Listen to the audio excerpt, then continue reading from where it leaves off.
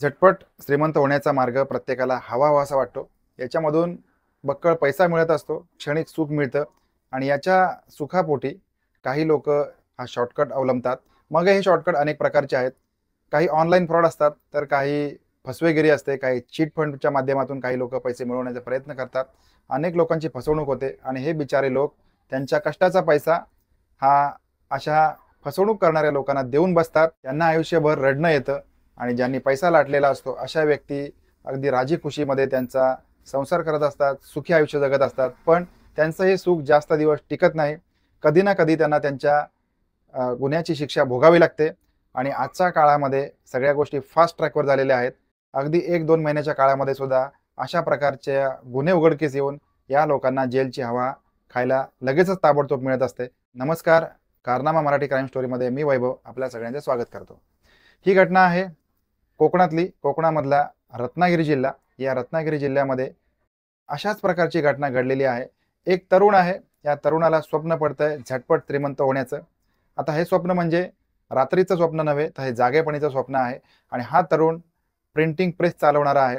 त्याला प्रिंटिंग टेक्नॉलॉजीची पुरेपूर माहिती आहे आणि याच्यातूनच त्याने एक धाडसी निर्णय घेतलेला आहे, की जर का आपल्याला श्रीमंत व्हायचं असेल, तर आपण इतर काही छापण्यापेक्षा जर का नोटाच छापल्या, तर आपल्याला भरपूर पैसा मिळेल आणि ह्या नोटा जर का आपण बाजारामध्ये चलनामध्ये आणल्या, तर लवकरात लवकर आपली भरभराट होईल आणि याचसाठी मग साधारणपणे मार्च ते जुलै या दरम्यानी त्याने साधारणपणे 7,36,000 रुपयाच्या नोटा त्याच्या प्रिंटिंग प्रेसमध्ये छापलेल्या आहेत, अशी माहिती समोर येते.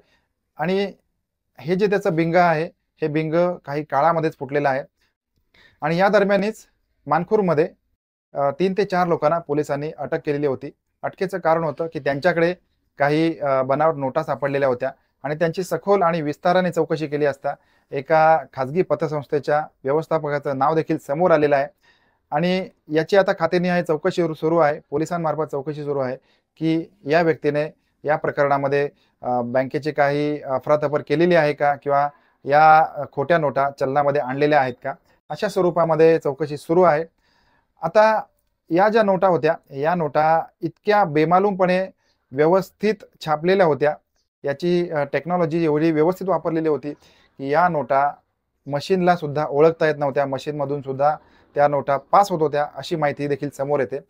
आता पोलिसांचं धाडसत्र सुरू झाल्यानंतर या व्यक्तीने म्हणजे हा प्रिंटिंग प्रेसचा जो मालक आहे, त्याचं नाव प्रसाद असं समोर येतंय. तर हे सगळं धाडसत्र सुरू झाल्यानंतर त्याने त्याची जी प्रिंटिंग मशीन होती, प्रिंटिंग प्रेसमधली मशीन ही त्याने एका झाडाझुडपामध्ये फेकून दिलेली होती.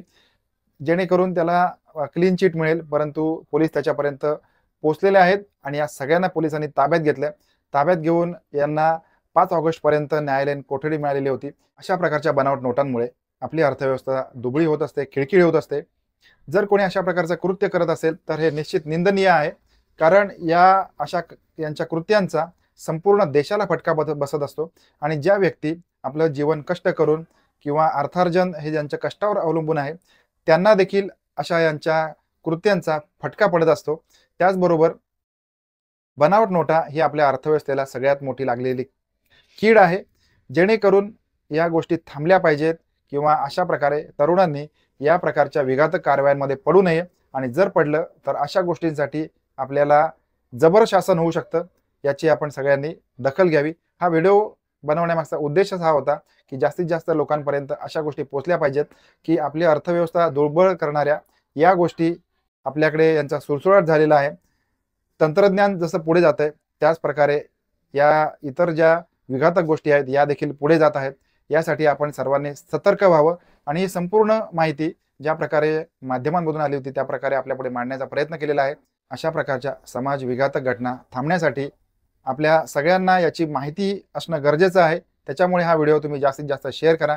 भेटूया पुन्हा एकदा रात्री बरोबर 9 वाजता नवीन क्राईम स्टोरीमध्ये. तोपर्यंत आपापली काळजी घ्या. धन्यवाद.